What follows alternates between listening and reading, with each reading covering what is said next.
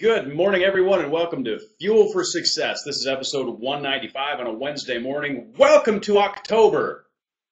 And I'm sporting Minnesota October clothing here because it's flannel, 50 degrees and raining.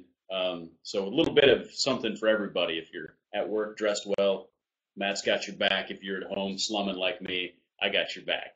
So good to see everybody this morning. Welcome to the show. Today's show is about spirituality. Just like every single Wednesday, we're excited to see everybody that's on here today.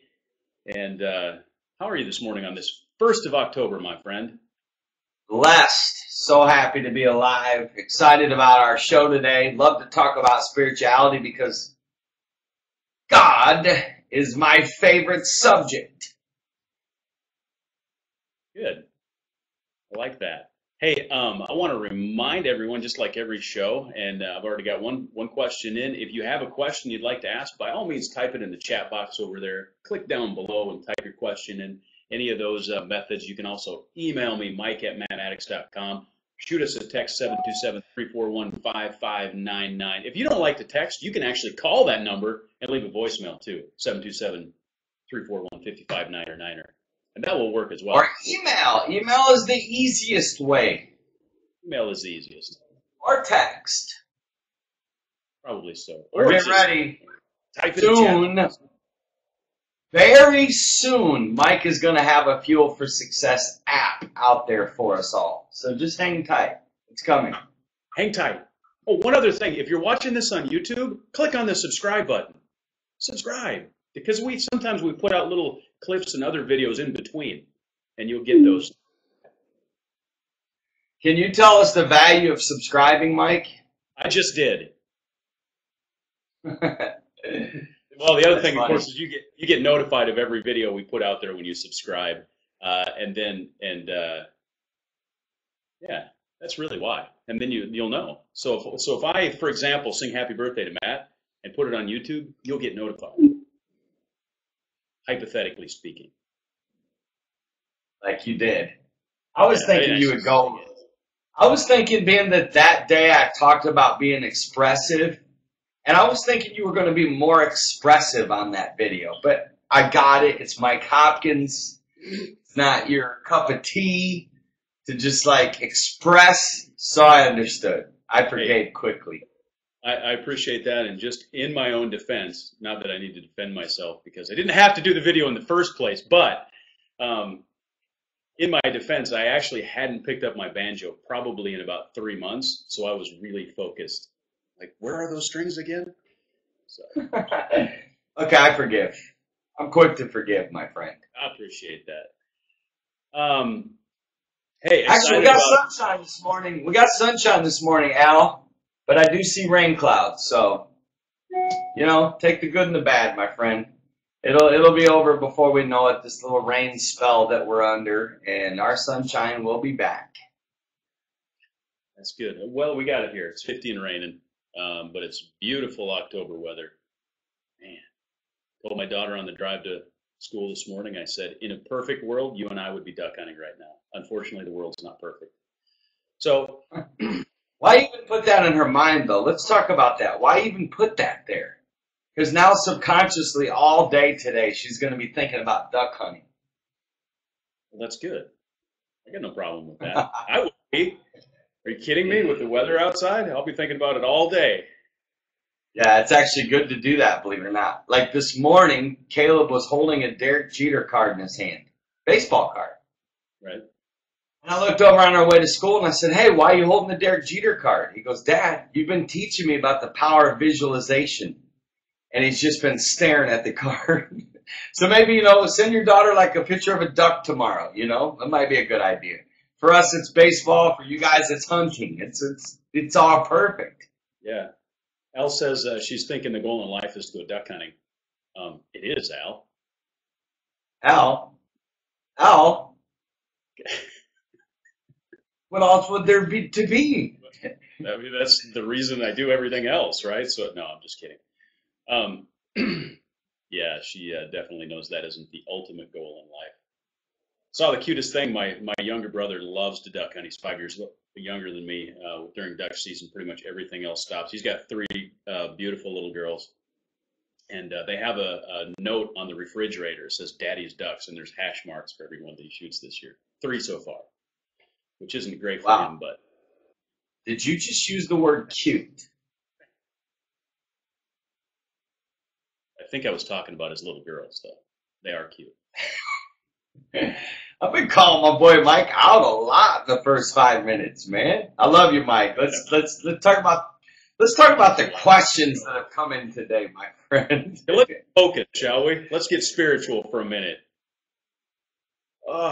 Hey, so Karen asked a question here. Let's jump right in because she was quick on asking a question. I want to get to it like right now. How do you discern spirits? Let's see. Is it that you feel something a little different or out of order or a gut feeling? The Bible says to discern spirits. Your thoughts on this, Matt? Well, for me, I'm a guy that goes with gut feeling, intuition, and my biggest compass for me, for everything, is peace. Whenever I don't feel peace, then I know something is off. So let's say someone's telling me about someone that I should, consider, I don't know, maybe bringing on staff, Let's say somebody's like, hey, you really need this person. They're really talented, they're really gifted, and, all of a sudden something feels tight, something feels off, it starts to feel tense. I don't know, I think what you said was right. You do feel a little something is off and out of order, Karen. That's the first sign. And then, of course, it's a gift from God, so it's something that you start tapping into, and you go with that feeling. You follow that. A lot of people have it, the discernment. They don't follow it. Are you ready for this? Those that are closest to them don't respect their discernment. I've learned a long time ago that when people that are really close to me have a gut feeling about something, I follow that gut feeling. I really do. If someone says, Matt, how many times have someone really close to you said, I can't explain it. I just don't feel good about it. I've had to do that with my son. I've had to do that in situations and relationships. Maybe someone that you were considering dating and everything just seems perfect, but you just have this gut feeling something is just off and you can't put your finger on it, Yeah. So that's for me as far as discerning, it really is discerning. It's something you start to feel inside. And a lot of times it doesn't mean you share what you discern with others. A lot of times it's so you can just be aware, so you can maybe be cautious, so you can be prayerful. That's my opinion about it. That's good. I really, there's two separate, almost separate sort of concepts in the Bible. One is the discerning of spirits, which is a gift of the Spirit, is discerning of spirits, and that's something that once you receive the Holy Ghost, God can give you, gives the gifts as they're necessary to the church. And so there's a literal supernatural spiritual gift of discernment that sometimes God gives people. And I think that's primarily what you're talking about, Matt, and that can manifest itself as a gut feeling or almost a subconscious little nag. And with any of those gifts of the Spirit, a lot of times you have to sort of exercise them to realize their full potential. Like the first time God allows you to discern a spirit, it may not, it's not necessarily going to be a bright flashing neon like there's a demon, right? It's not like that, but it's this gut feeling. And then as you act on that and you build your own internal faith on understanding that, yes, God can help you discern spirits. The other thing is actually the Bible also says to try the spirits to see whether they are of God. And Al said something that goes with matching their actions to the Word of God. I think that's a great way to try the spirits. And at the end of the day, where you build everything from the foundation of what it says in the Word of God. So you take their actions, the situations, whatever, compare it to the Word of God. And this is actually something I learned from you, Matt, was sometimes you can actually create scenarios that will sort of show, right? You create test situations and people will react a certain way and you can try their spirits that way. Absolutely. Mike, I can't even tell you the things that I have picked up on just from listening. I think that's why the Bible teaches us to be slow to speak, swift to hear. Like, there's something about when you listen and you observe. That's what the Bible teaches, watch and pray. A lot of times you can get just by watching, just by listening. You watch, you listen to how what people say about certain things. You know, you just kind of watch about, you know, maybe their actions, the small things. You know, you can tell a lot about a person by how they handle small things before the big things are even revealed. You know, can someone just say they're sorry? Can someone admit when they're wrong? Can someone take full responsibility? Do they make excuses? Do they blame others? Just yesterday, Caleb was telling me, Dad, tell me about a guy in this church who I know. If you're watching, he said they were playing football at their church, and he said every play he would make an excuse or blame someone else.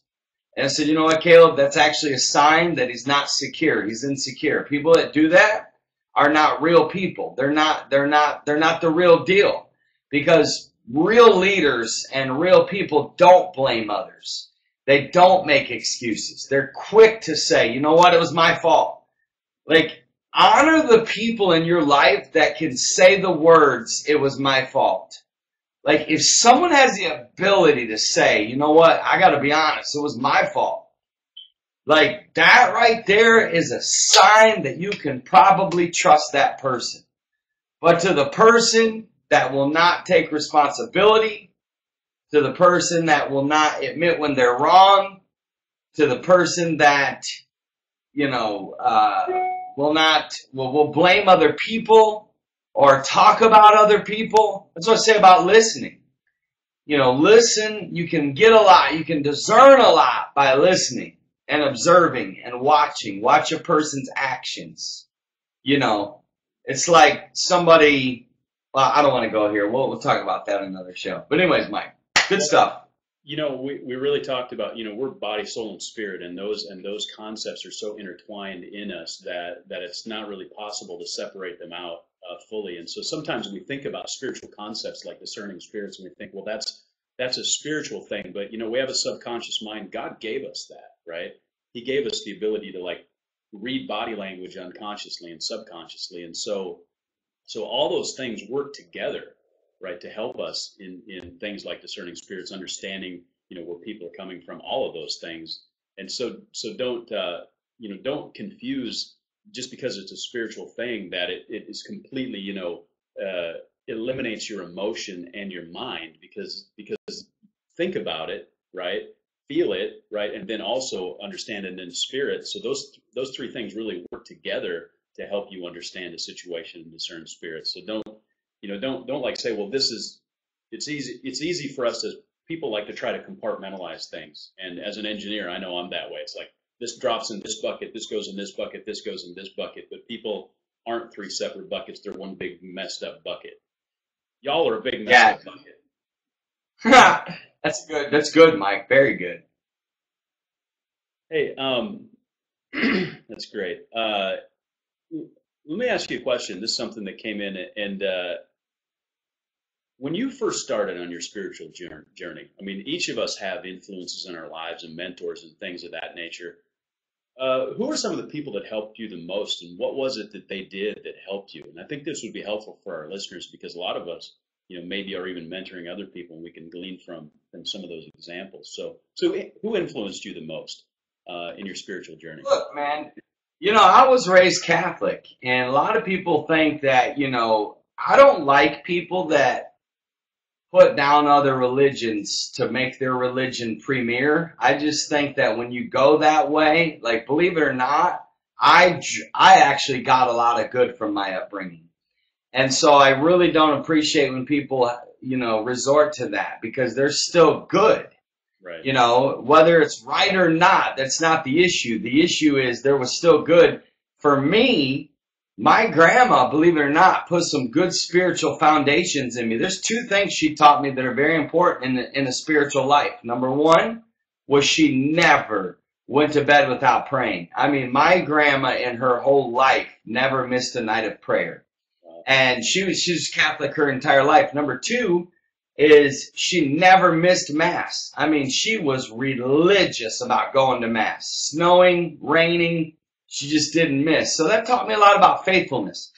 Then when I became Pentecostal when I was 16 years old, actually, I lived with the Browns, who to this day have probably had some of the greatest impact on my life, because he taught me a lot about prayer and about faith in God and about a relationship with God. You know what he taught me? He taught me how to just talk to God and how to have that relationship. I mean, it was the best probably 6 months of my life, because every day was him just sitting down. He was an elderly gentleman, prayed 2 to 3 hours a day in the middle of the night, you know, always praying, and just had such a glow about him. He had so much faith that, like, to be able to live with him for 6 months and see that when in my early journey of spirituality, Mike, was the fact that that really had a huge impact on my life. Huge.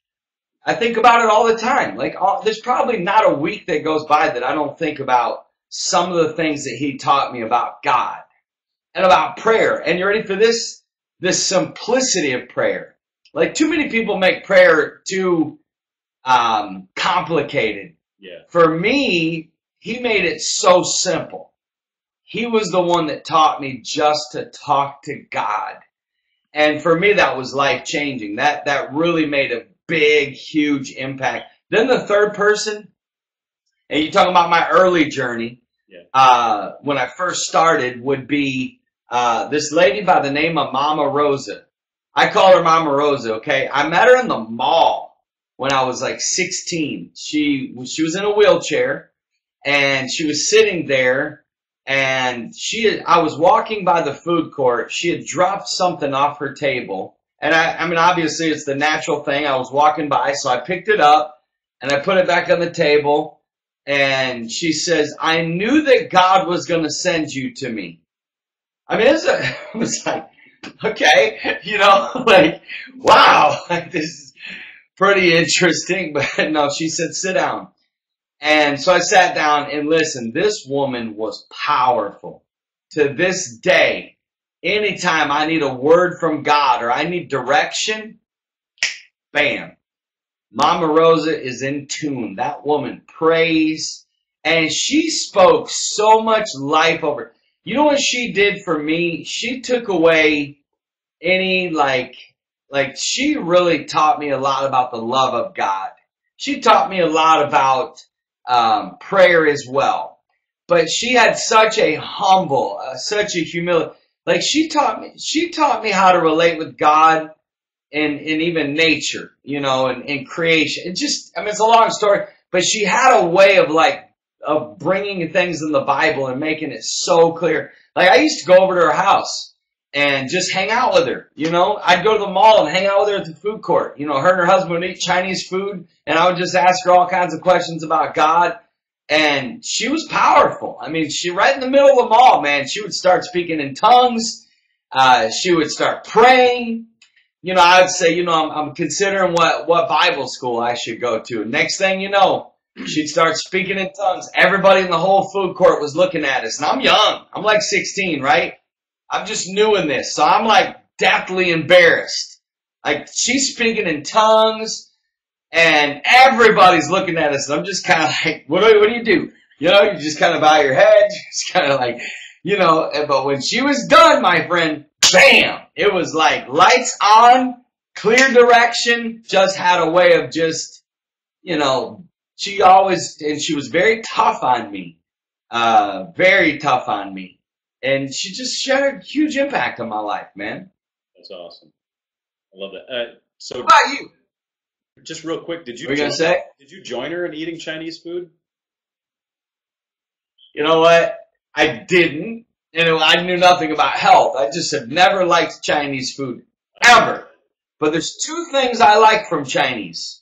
That I like the fried rice with and crab rangoon. That's it. But I could not. That's all I would eat. So I would get a little side of fried rice, put some what's that red sauce? Sweet and sour sauce on it. Yeah. And have a couple pieces of crab rangoon, and I'd be set to go. So no, Mike, you know my despise for Chinese food, my friend. The other day, Caleb wanted Chinese. I'm like, Caleb, like, this, you really want Chinese? Of all the places we could go eat, you want Chinese? It's like, yeah, craving Chinese. Dude, you ain't my son. You are not my son. Yeah, that's why I asked. I knew you didn't like it, so I'm trying to visualize this. Like maybe you're having an Orange Julius or something. I don't know. So, Orange Julius. Mike, you are seriously hysterical naturally. Some people are naturally funny. Mike is a natural fun. If you ever get to hang out with Mike, throughout the day of hanging out with him, you will laugh 10 to 15 times just off natural stuff. Him not even trying to be funny. Yeah. Me and my daughter share that trait. When we try to be funny, we're not. When we don't, then we are. I don't know what that means, really. But it's the way it is.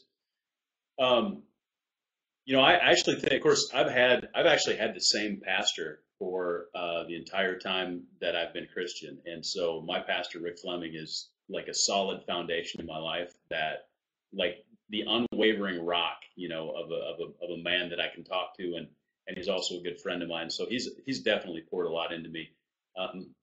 As you were talking about some of your early experiences, I think about my wife and I both sort of became Pentecostal around the same time, and good friends of ours, Ron and Joy Fuller, who live in Connecticut now, just poured so much into us, and they are like the most humble, serving people you will ever meet, and they taught us about being servants, really, and putting God first in your life, and I can't even tell you how many times that Ron straightened me out. I was kind of a mess, and fortunately he lived very close to me, and he was like a power lifter, right? He had state record in bench press, like somewhere close to 500 pounds. So wow. He had a full weight set in his basement, and for like 2.5 years, we would lift 2 to 3 times a week, just power lifting. Got my bench up to 350, something like that, and just spending that time with him. I mean, 2 guys lifting together, you're giving each other grief all the time and razzing each other and whatever, but there were all these little. He had a way to just like these little spiritual lessons and one-liners that would just like slap you upside the head. Just be like, oh yeah, okay. Can you remember one by chance? There were so many. I just it was the way that he had, that at the end of the day, what he taught me was to value people and to value every single person, and he had such a gentle way about him. Still does, but I don't live not near him anymore, and not a day goes by that I don't think about him and miss him like crazy. So I actually remember one time we had a small group, and I don't remember what the deal was. I was like an intern at the time, and this is going to be hard for you to believe, but I actually like flew off the handle, lost my temper, because people were just, ministry is about people, and sometimes people are challenging, and I literally I lost my temper and flew off the handle during the group. Can you imagine that? And I like chewed everybody out. And Ron's just like, afterwards, he's like, let's go have pie. So he takes my kind of guy. Yeah, buys me pie. Says, all right, tell me what's going on. And, just unloaded it. And then he's like, yeah, you need to not do that anymore. So, like, pie's a big thing for y'all up there, isn't it? No, I think it was just, we'd already had dinner and everything. And he's just like, I love pie. But Ron taught me the value of taking time and spending time and valuing people. That's really what he taught me over time. And it took a while. I was kind of hard-headed. I can't see that, but I had a question just now, literally just now come in that I want to address. It's a confidential question. It says, you may not have time to get to this, but I'm not comfortable with sharing, but I'm really struggling with forgiving and being bitter, which is very normal. I pray several times a day. I thought I had forgiven this person, and now I feel really ashamed. Does this make sense? How do I overcome, and why is it seeming so hard? So yeah, first of all, thanks for being transparent, and that's you don't always have to go live with your questions. You can always text them in. This is actually very normal for you to face something like this. What I want to tell you is the question was, how do I overcome and forgive? Is you have to understand that when it comes to forgiveness and healing from hurt and resentment and bitterness, that it's a daily choice that takes time to heal. So it's okay to feel the feelings, but just keep making the choice to forgive even though the feelings don't line up with the choice. Meaning, I might be really hurt, but I choose to forgive, although the second after I choose to forgive, that pain is still there. When someone says their name, it's still like, when I think of them, I still am angry. And the honesty of that, believe it or not, is part of the healing process. I literally tell God how I feel about this human being. I mean, literally, if I want God to kill him, I say it. I say, Lord, I'm going to be straight honest with you. I really prefer you take them home. Like, that's how bad they've hurt me, or that's how bad they messed my life up, or whatever. God, of course the Bible says pray blessing, but I'm honest about that, Lord. So, Lord, your word says to pray blessing over them, so I'm doing that right now. I'm asking you to bless them. I don't want you to bless them, but I'm asking you to, right? Like, the more honest you can get, the key is honesty. No.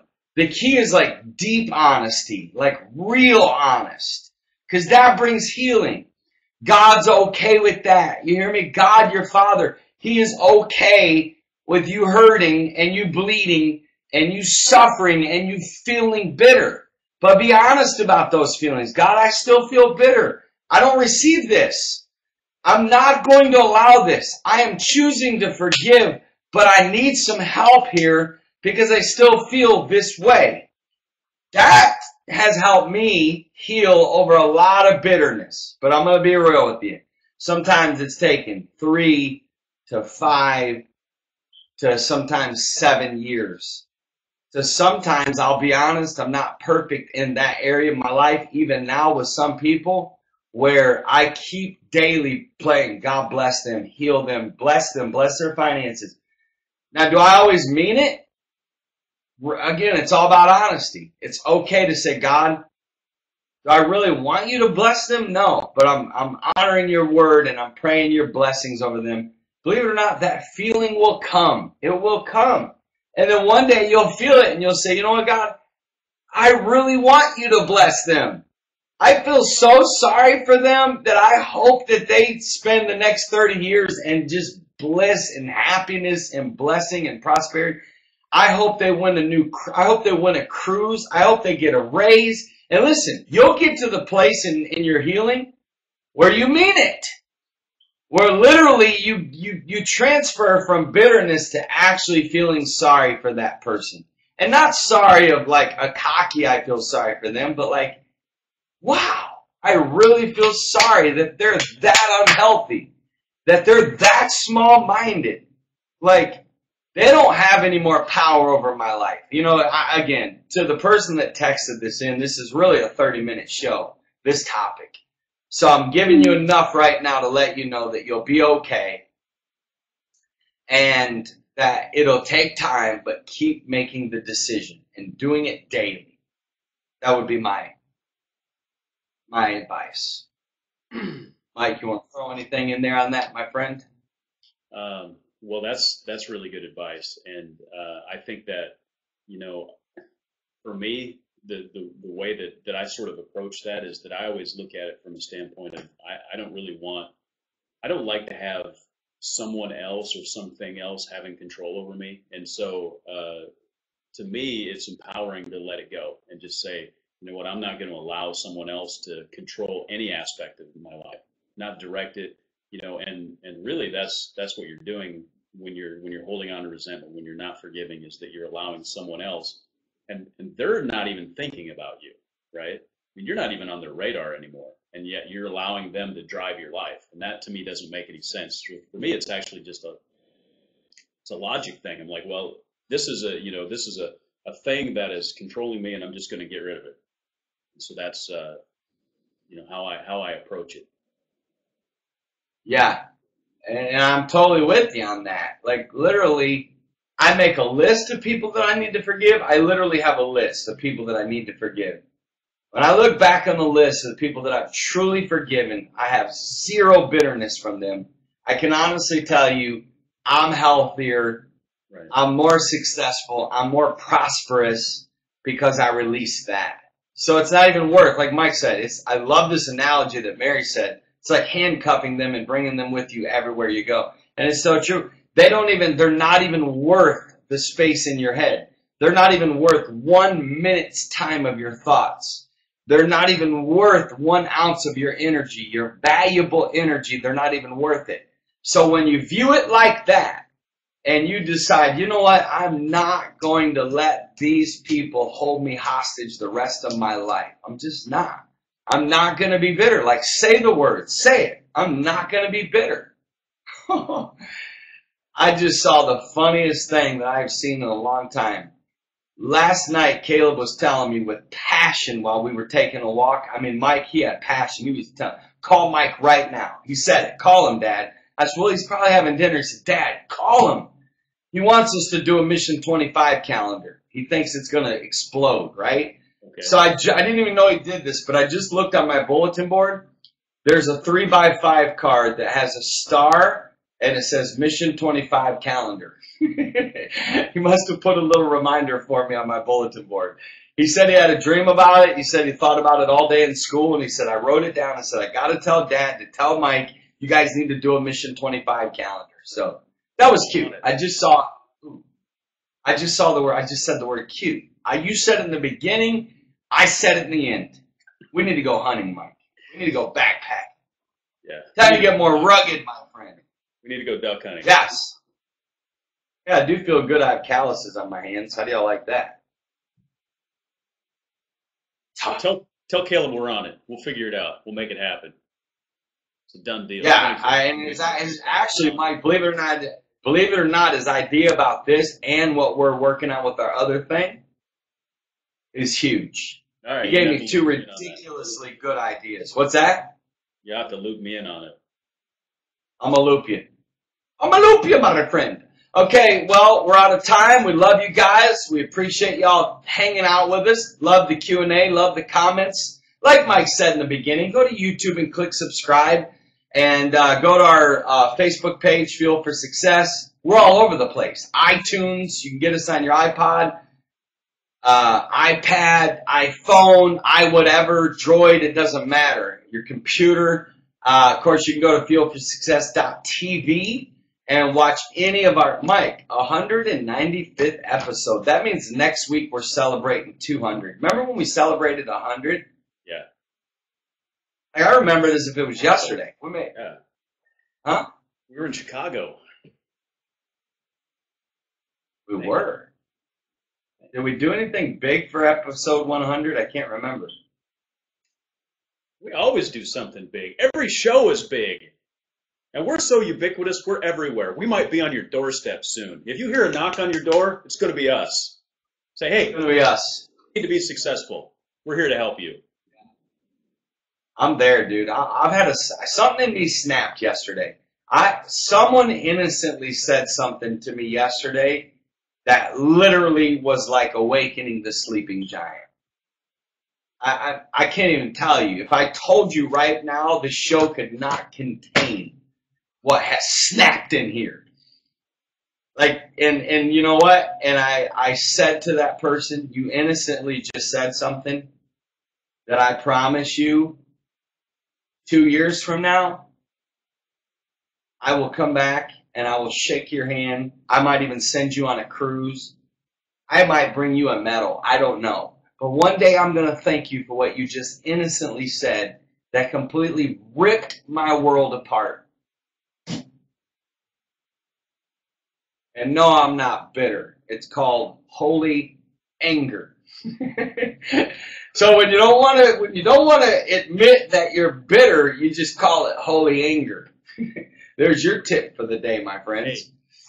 Hey, Pacey, that's a great idea. I just thought of something, Matt. I know we're already 5 minutes over the show, but today we can't get to everyone's house. But if you want to, text your address to 727-341-5599. Matt's scared right now. He's like, "What's Mike doing?"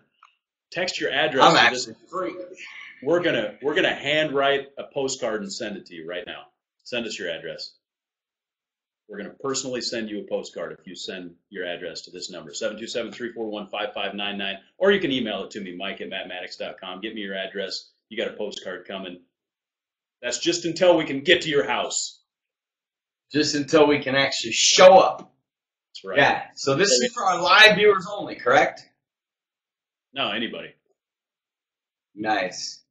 Well, I guess I'm writing postcards all day. Thank you, Mike! You'll be okay. God bless, my friends. We love y'all. Thank you so much. Got a postcard coming from Florida. We love you guys. God bless you. Thank you for your time. Have an awesome Wednesday. We'll see you tomorrow.